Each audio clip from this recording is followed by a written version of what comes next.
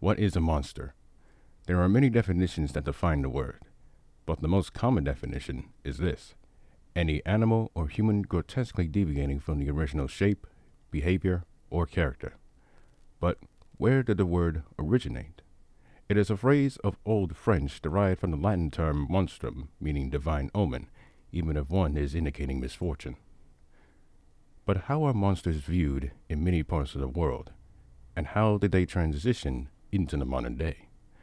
Well, let's go back hundreds of years to early European history.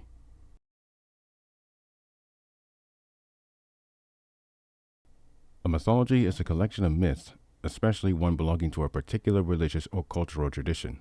In European mythologies, monsters are viewed as enemies to man and existence. For example, during the Roman Empire and early Greek history, you'll have mythological creatures such as griffins, Crimea, gorgons, centaurs, sirens, harpies, the phoenix, and many more.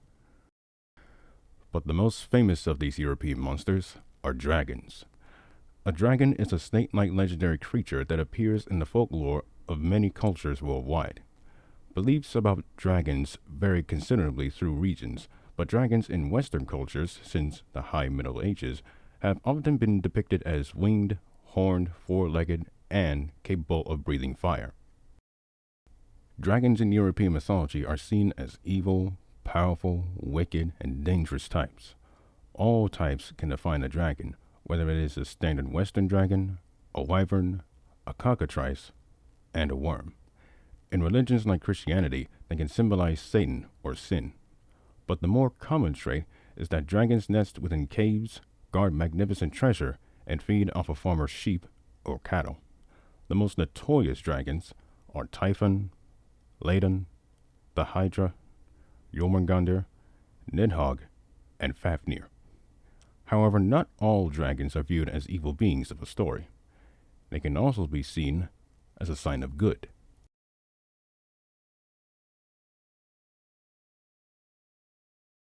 East Asian countries sees these beasts as symbols of power, strength, and good luck for the people who are worthy of said luck.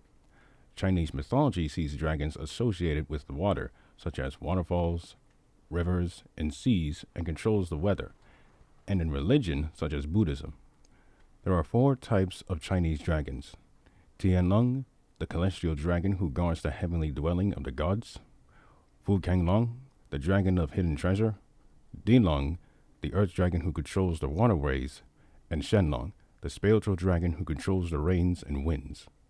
There are even stories of ancient Chinese emperors descending from dragons. It is not the only Asian country that views these beasts as noble creatures. In ancient Hindu myth, dragons are not prominently figured in its religion. However, there is one, Vritra, or Ahi, a serpent or dragon that is a major asura in Vedic religion. In Korean mythology, there are 3 types of dragons: Yong, the most powerful; Yo, the hornless serpent that lives in the ocean; and Kyo, that dwells in the mountains on earth. In Vietnamese origin myths, people have descended from a dragon and or fairy. In the Philippines, there is a serpent named Bakunawa, a giant sea serpent deity of the deep and the underworld who is often considered as the cause of eclipses. All throughout Asia, the dragon is seen as a noble beast who brings peace and controls nature in some way. And of course, there is one more country's mythology that is no exception: Japan. Japanese dragons, or Ryu or Tatsu, is a snake-like creature without wings, and like China, symbolizes strength and power that is respected and honored in Japanese society.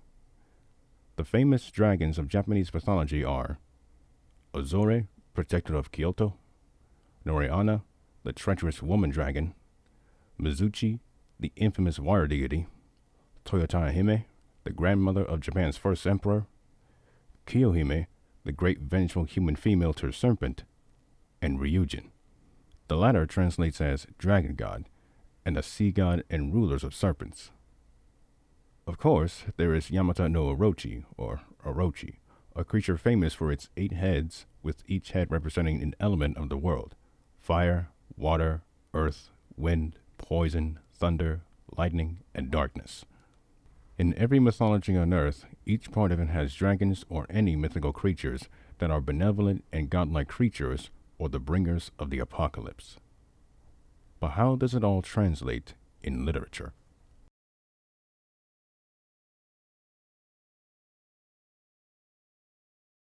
The concept of monsters depicted in literature started in the 18th century via Gothic literature, a genre that has elements of horror and terror as well as the victim who is against an enemy or victimizer.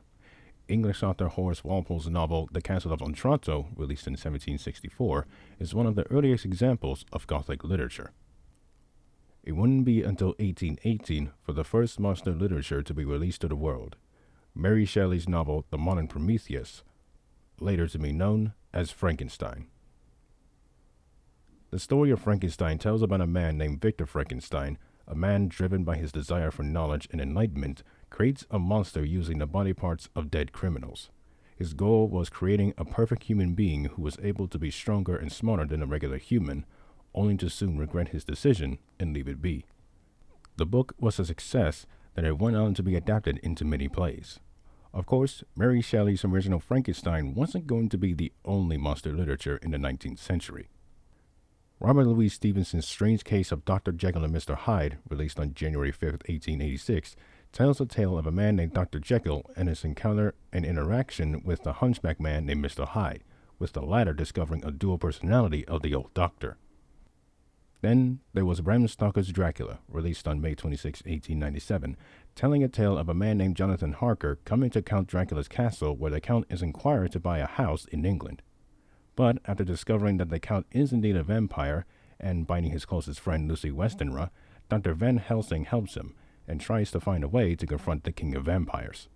All three of these stories will be recreated in plays in the coming future. But as the world turns to the 20th century, these stories will be revisited again. With technology evolving within the passing year, the concept of monsters will be coming out of the page of a book or novel to the moving pictures. And then after that, a few films would inspire a brand new genre that will last for decades.